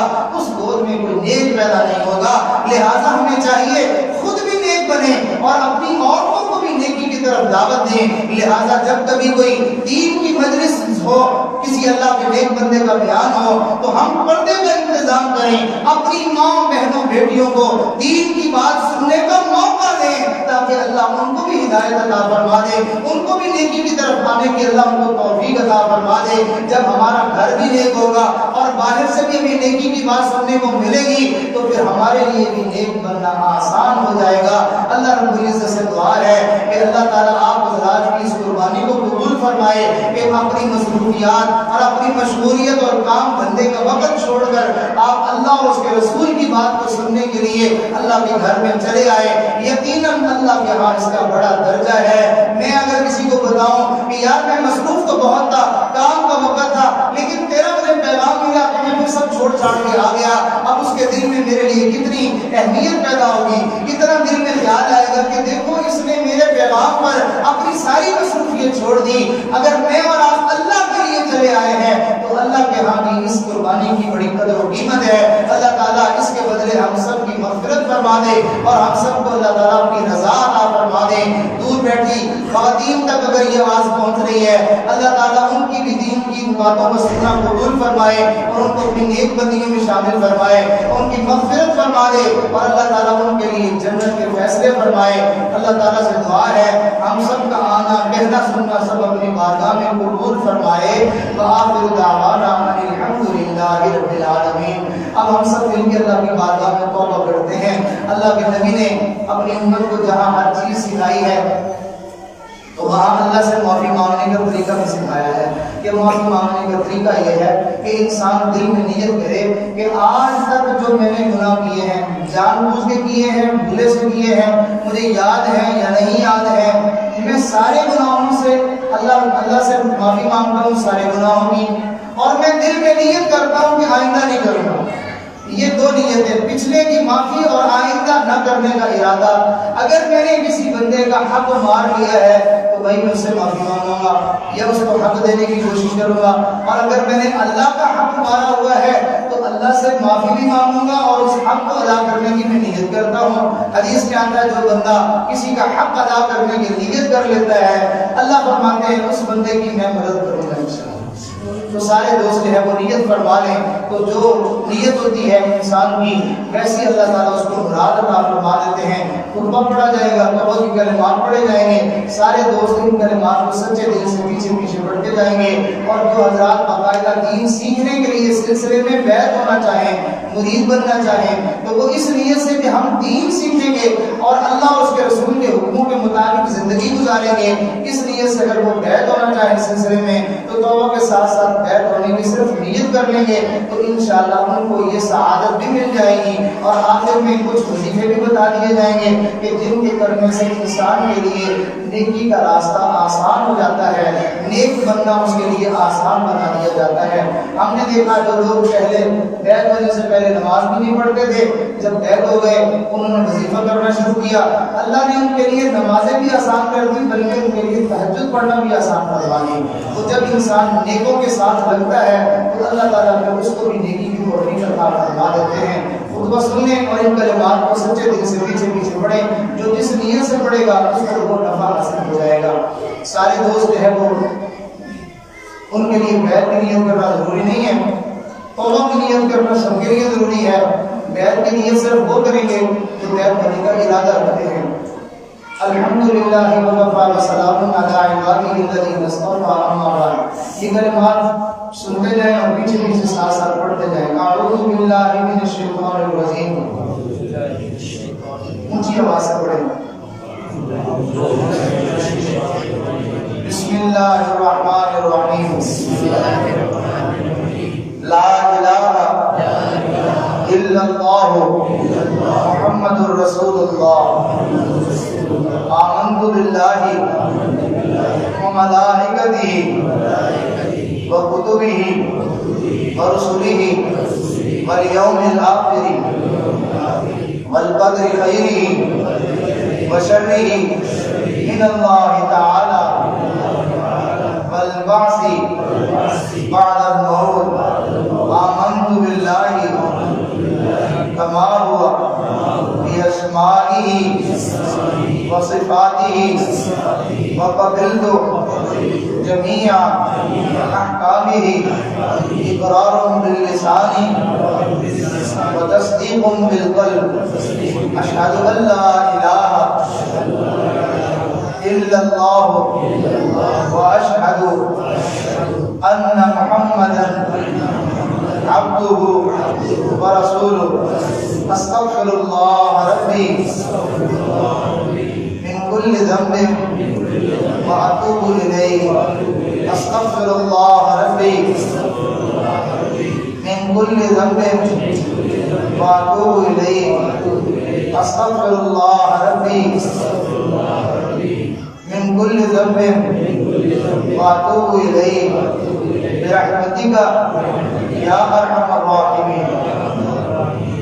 ان کلمات کو پڑھنے سے جنہوں نے توبہ کی نیت کی اور وہ توبہ طائب ہو چکے ہیں، اور جنہوں نے بیعت کی نیت کی وہ سلسلہ عالیہ نقشبندیہ مجددیہ میں بیعت ہو چکے ہیں۔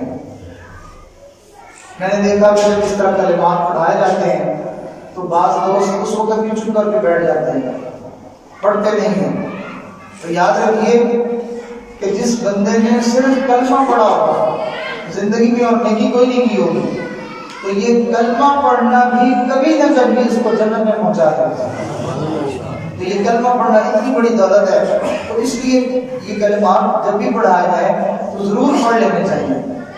اگر غلطی سے جو ہے وہ مجلس میں کوئی بندہ خاموش رہ گیا ہے تو کوئی بات نہیں، وہ کم از کم باقی کلمات نہیں تو کلمہ تو ضرور پڑھ ہی لے تاکہ وہ اس کا زیادہ ہو جائے۔ تو چند ایک عمل ہے ان کو سن لیجیے، جو بندہ پابندی کے ساتھ کرے گا اللہ تعالیٰ اس کی برکت سے اس کو نیک بن کر جینا نصیب فرما دے گا۔ پہلا عمل ہے استغفار، ایک تسبیح صبح ایک تسبیح شام، استغفر اللہ ربی من کل ذنب واتوب الیہ۔ اگر کسی کو پورا نہ آئے تو وہ صرف اتنا بھی پڑھ سکتا ہے استغفر اللہ استغفر اللہ استغفر اللہ۔ دوسرا عمل ہے اللہ کے نبی کے اوپر درود بھیجنا، اللہم صلی علی سیدنا محمد وعلی آل سیدنا محمد وبارک وسلم۔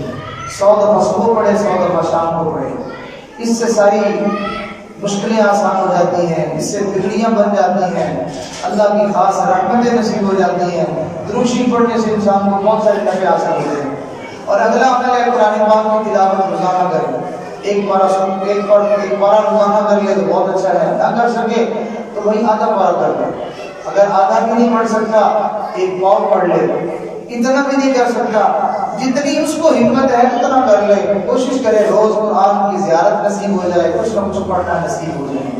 اور اگلا عمل ہے صبح و شام 15-20 منٹ بیٹھ کے انسان کے سینے میں جو دل دھڑک رہا ہے، اس دل کی دھڑکنوں میں یہ نیت کرنی ہے کہ اس کی دھڑکنوں میں سے یہ آواز آ رہی ہے اللہ اللہ اللہ اللہ، میرا دل اللہ اللہ کہہ رہا ہے، میں سن رہا ہوں۔ ایک وقت آئے گا کہ یہ دل اللہ اللہ کرنا شروع کر دے گا، آپ اپنا دنیا کا کام دھندا کرتے رہیں گے اور یہ دل اللہ کو یاد کرتا رہے گا انشاءاللہ۔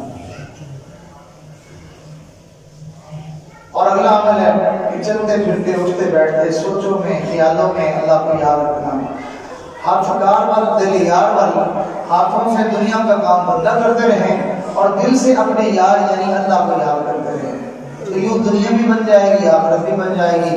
تو ابھی انشاءاللہ تھوڑی دیر ہم اللہ کا ذکر کریں گے، پھر دعا ہوگی، تو سارے دوست اللہ کا ذکر کرنے میں مشغول ہو جائیں۔ اس کا طریقہ یہ ہے کہ آنکھیں بند کر کے سر کو جھکا کے اپنے دل کی دھڑکنوں کی طرف دھیان دیں اور یہ نیت کریں کہ میرے دل میں اللہ کی رحمتیں آ رہی ہیں۔ یہ انسان کا مومن کا جو دل ہے یہ اللہ کا گھر ہے۔ اللہ فرماتے ہیں نہ میں آسمانوں میں نہ میں زمینوں میں سماتا ہوں، میں بندہ مومن کے دل میں سما جاتا ہوں۔ تو ہمارا یہ جو دل ہے یہ اللہ کا گھر ہے، ہمارا دل اللہ کو یاد کرنے میں اللہ کا ذکر کرنے میں مشغول ہے، تو ہم پوری توجہ اور دھیان سے اللہ اللہ سننے کی مشق کریں، دل میں نیت کر کے بیٹھ جائیں کہ میرا دل اللہ کو یاد کرنے میں مشغول ہے، تو انشاءاللہ فرمایا فَاذْكُرُونِی أَذْكُرْکُم، بندو تم مجھے یاد کرو میں تمہیں یاد کروں گا، تو ہم اللہ تعالیٰ کو یاد کریں گے، اللہ تعالیٰ ہمیں یاد فرمائیں گے، سارے دوست اللہ کا ذکر کرنے میں مشغول ہو جائیں گے۔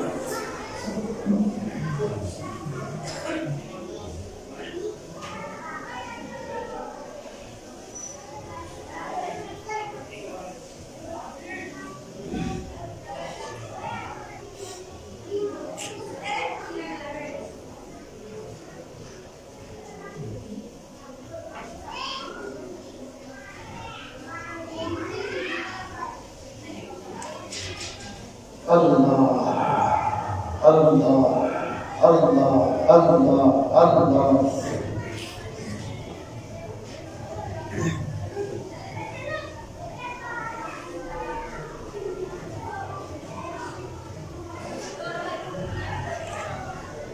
ہوا گرس والا دل بدل دے، میرا غفلت میں ڈوبا دل بدل دے، ہوا گرس والا دل بدل دے، میرا غفلت میں ڈوبا دل بدل دے، بدل دے دل کی دنیا دل بدل دے، خدایا فضل فرما دل بدل دے، گنہگاری میں کب تک عمر کاٹو،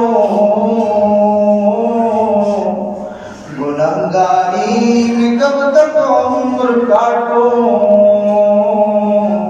بدل دے میرا رستہ دل بدل دے، بدل دے میرا رستہ دل بدل دے، کروں قربان میں اپنی ساری خوشیاں، تو اپنا غم عطا کر دل بدل دے۔ اللہ میں تو گناہ کر کر کے خوش ہوتا تھا، اللہ میں اپنی گناہوں اور خوشیوں کو، جو گناہوں پہ میں خوش ہوتا تھا ان خوشیوں کو میں قربان کر کے تجھے راضی کرنے کے غم میں، تجھے راضی کرنے کی فکر میں زندگی گزارنا چاہتا ہوں، کروں قربان میں اپنی ساری خوشیاں، تو اپنا غم عطا کر دل بدل دے، سنوں میں نام تیرا دھڑکنوں میں، سنوں میں نام تیرا دھڑکنوں میں، مزہ آ جائے مولا دل بدل دے، ہٹا لوں آنکھ اپنی ماں سوا سے، جیوں میں تیری خاطر دل بدل دے، پڑا ہوں تیرے در پر دل شکستہ، پڑا ہوں تیرے در پر دل شکستہ، رہوں کیوں دل شکستہ دل بدل دے، تیرا ہو جاؤں بس اتنی آرزو ہے، تیرا ہو جاؤں بس اتنی آرزو ہے، بس اتنی ہے تمنا دل بدل دے، میری فریاد سن لے میرے مولا، میری فریاد سن لے میرے مولا، بنا لے اپنا بندہ دل بدل دے، بنا لے اپنا بندہ دل بدل دے، بنا لے اپنا بندہ دل بدل دے، بنا لے اپنا بندہ دل بدل دے، بنا لے اپنا بندہ دل بدل دے، گنہگاری میں کب تک عمر کاٹوں، بدل دے میرا رستہ دل بدل دے، تیرا ہو جاؤں بس اتنی آرزو ہے، اتنی آرزو ہے، بس اتنی ہے تمنا دل بدل دے، بس اتنی ہے تمنا دل بدل دے۔ اللہ لا الہ الا اللہ محمد رسول اللہ۔ دعا کر لیجیے، ساری زندگی اللہ تعالیٰ سے ہم نے اچھا کھانا مانگا، اچھا پہننا مانگا، اچھا گھر مانگا، اچھی بیوی مانگی، اچھی صحت مانگی۔ آج ہم اللہ سے وہ زندگی مانگیں جو اللہ کو پسند ہے، اللہ کے نبی کو پسند ہے۔ جو بندہ اچھی زندگی گزارتا ہے اللہ تعالیٰ اس کے اوپر اپنی رحمتیں، برکتیں اور انعامات کی بارش اس کے اوپر فرما دیتے ہیں۔ جیسے ہمارے گھروں میں کوئی اچھا اور نیک طبیعت کا بچہ ہو تو ہمارا کتنا دل خوش ہوتا ہے اور بن مانگے اس کو ہر چیز دیتے ہیں، اور اگر کوئی بگڑا ہوا ہو اس کو گھر سے نکالنے کے لیے تیار ہو جاتے ہیں۔ ایسے ہی اللہ کا جو بندہ اچھا ہوتا ہے، نیک ہوتا ہے، اچھی طبیعت والا ہوتا ہے، جو دین کے مطابق زندگی گزارنے والا ہوتا ہے، اللہ تعالیٰ اس کو بن مانگے نعمتیں عطا فرماتے ہیں۔ اور جو بگڑا ہوا گناہوں میں ڈوبا ہوا ہوتا ہے اللہ تعالیٰ اس کی مانگی ہوئی دعائیں بھی کئی مرتبہ قبول نہیں فرماتے ہیں۔ تو ہم اللہ سے وہ زندگی مانگیں جس پر اللہ تعالیٰ انعام عطا فرماتے ہیں، برکتیں عطا فرماتے ہیں۔ تو سارے دوست اللہ تعالیٰ سے اس زندگی کو دل کی تمنا بنا کر مانگیں، اللہ مجھے ایسی زندگی دے کہ میں تجھے پسند آ جاؤں۔ اللہ اپنی پسند والی زندگی ہم سب کو نصیب فرما۔ سارے دوست مل کے اللہ سے دعا مانگیں۔ سبحان ربی العلی الاعلی الوہاب، اللہم صلی علی سیدنا محمد وعلی آل سیدنا محمد وبارک وسلم۔ ربنا ظلمنا انفسنا وان لم تغفر لنا وترحمنا لنکونن من الخاسرین۔ اللہ ہم تیرے عاجز مسکین محتاج فقیر گناہگار بندے ہیں، ہمارے گناہوں کو معاف فرما، ہماری خطاؤں سے درگزر فرما، ہمارے عیبوں پر پردہ پوشی فرما، زندگی کی پچھلی تمام خطائیں لغزشیں معاف فرما، نیکوکاری والی زندگی عطا فرما، پرہیزگاری والی زندگی عطا فرما۔ اللہ آنے والی زندگی گزری ہوئی زندگی کا کفارہ بنا، آنے والے وقت کو گزرے ہوئے وقت سے بہتر فرما۔ اللہ اب تک ہم اپنی من مرضیاں کرتے رہے، اللہ اب کے بعد اللہ تو اپنی اور اپنے نبی کی مرضی کے مطابق ہمیں زندگی گزارنے کی توفیق عطا فرما۔ میرے مالک مہربانی فرما، اے اللہ رحمت کی نظر فرما۔ اللہ بچے کو اس وقت عزت ملتی ہے جب اپنے ماں باپ کا کہنا مانتا ہے، بندے کو اس وقت عزت ملتی ہے جب وہ اپنے اللہ کا کہنا مانتا ہے۔ اللہ ہمیں اپنی فرما برداری والی زندگی نصیب فرما، ہمیں عزتوں والی زندگی نصیب فرما۔ اے اللہ یہ آپ کے بندے دور قریب سے آئے ہیں، اے کریم آقا یہ تو کام کا وقت تھا، یہ تو مصروفیت کا وقت تھا، اللہ سب کچھ چھوڑ کے صرف اس امید سے تیرے دروازے پہ آئے ہیں کہ اللہ ہماری دعاؤں کو قبول کر لے گا، اللہ ہمیں معاف کر دے گا، اللہ ہم سے راضی ہو جائے گا۔ اے اللہ اپنے بندوں سے راضی ہو جائیے، اللہ ہم سب کو معاف کر دیجئے، اللہ ہمارے لیے جنت کے فیصلے فرما دیجئے۔ اے کریم آقا مہربانی فرما دیجئے، اللہ ہم تیرے بندے ہیں، اللہ ہم تجھ سے ہی مانگتے ہیں، اللہ ہم تیرے غیر سے نہیں مانگتے، تو ہی ہمارا رب ہے، تو ہی ہمارا خالق ہے، تو ہی ہمارا مالک ہے، تو ہی ہمارا رازق ہے، تو ہی ہمارا حاجت روا اور مشکل کشا ہے۔ اللہ عزت بھی تو ہی دیتا ہے، صحت بھی تو ہی دیتا ہے، زندگی بھی تو ہی دیتا ہے، اللہ رزق بھی تو ہی دیتا ہے، اللہ اولاد بھی تو ہی دیتا ہے، دلوں میں سکون بھی تو ہی دیتا ہے، خوشیاں بھی تو ہی دیتا ہے۔ میرے مولا غم بھی تیری طرف سے آتے ہیں، میرے اللہ سب کچھ دینے والا تو ہے، تو اللہ تو اپنے خزانوں سے میں عطا فرما دے، ہماری جھولیاں بھر دے، ہماری امیدوں سے بڑھ کر عطا فرما دے۔ میرے مالک مہربانی فرما، تو پوری کائنات کا مالک اور خالق ہے، تو اتنا بڑا سمیع ہے کہ بڑے بڑے بادشاہ بھی تیرے دروازے پہ جھولی پھیلاتے ہیں، اللہ بادشاہ بھی تیرے در پہ تو منگتے ہیں۔ اللہ ہم مسکینوں فقیروں کو اپنے خزانوں سے عطا فرما دیجیے۔ اے اللہ جو بے روزگار ہیں ان کو اچھے روزگار عطا فرما، جو بے گھر ہیں ان کو اپنے گھر عطا فرما، جو بے اولاد ہیں نیک اولاد عطا فرما۔ اے اللہ جن کے گھروں میں آپس میں لڑائیاں جھگڑے ہیں ان الفتیں اور محبت عطا فرما، اتفاق اور اتحاد نصیب فرما۔ میرے مالک مہربانی فرما، آپ نے ہمیں زندگی دی ہے کہ تم تیاری کر لو، جنت کو اپنے لیے تیار کر لو، مگر ہم اس غفلت میں پڑے رہے، ہم نے آخرت کی تیاری کوئی نہیں کی ہے۔ اللہ ہمیں نہیں پتا ہم میں سے کس کا بلاوا کس وقت آ جائے گا۔ اللہ ہمیں مرنے سے پہلے اپنی جنت بنانے کی توفیق عطا فرما۔ اللہ ہمیں جنت میں لے جانے والے اعمال کا شوق عطا فرما، جہنم سے بچنے والے کام کرنے ہمیں نصیب فرما۔ اے اللہ ہماری دعاؤں کو قبول فرما۔ اے اللہ آپ کی بندیاں بھی دور بیٹھے اس دعا پر آمین کہہ رہی ہیں، اللہ ان کے اٹھے ہوئے ہاتھوں کو قبول فرما۔ اے اللہ ہم نے دنیا میں دیکھا ہے گھر کی مائیں بہنیں بیٹیاں چل کے کسی کے دروازے پہ آ جائیں، لوگ ضرور لحاظ کر لیتے ہیں، لوگوں کو دیکھا وہ تو قتل کے مقدمے تک معاف کرنے کے لیے تیار ہو جاتے ہیں۔ اللہ آج آپ کی بدیاں آپ کو بنانے کے لیے آئی ہیں، اللہ ان کے چل کے آنے کی لاج رکھ لیجیے، اللہ ان سب سے راضی ہو جائیے اور ان کی آنے کی برکت سے اللہ اپنے بندوں سے بھی راضی ہو جائیے، مہربانی فرما دیجیے۔ اللہ آپ نے فرمایا اے ایمان والوں میں نے اپنے محبوب کو بھیج کر تمہارے اوپر احسان کیا ہے۔ اللہ واقعی آپ نے بڑا احسان کیا ہے، اللہ آپ کا بہت شکریہ کہ آپ نے ہمیں اپنے محبوب کا امتی بنایا ہے، جس کا امتی بننے کے لیے پہلے زمانے کے انبیاء بھی تمنا کیا کرتے تھے۔ میرے مولا آپ نے ہمیں اس نبی کا امتی بنا دیا ہے، اللہ ہمیں ان کی سچی محبت عطا فرما اور ان کی سچی غلامی نصیب فرما اور ایک ایک کام کو ان کے طریقے کے مطابق کرنے کی توفیق عطا فرما۔ ہمیں بھی نیک بنا، ہمارے بچوں اور بچیوں کو بھی نیک بنا، ہمارے گھر کے مردوں اور عورتوں کو نیک بنا۔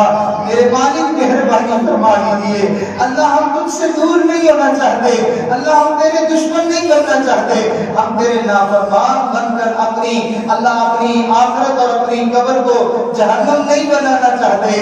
میرے مالک مہربانی فرما دیجیے، آپ ہم سے راضی ہو جائیے، اپنی رضا والے کام کرنے کی توفیق عطا فرما دیجیے۔ جتنے بھی دوست احباب آئے ہیں اللہ سب کا آنا قبول فرما، سب کی دعائیں قبول فرما۔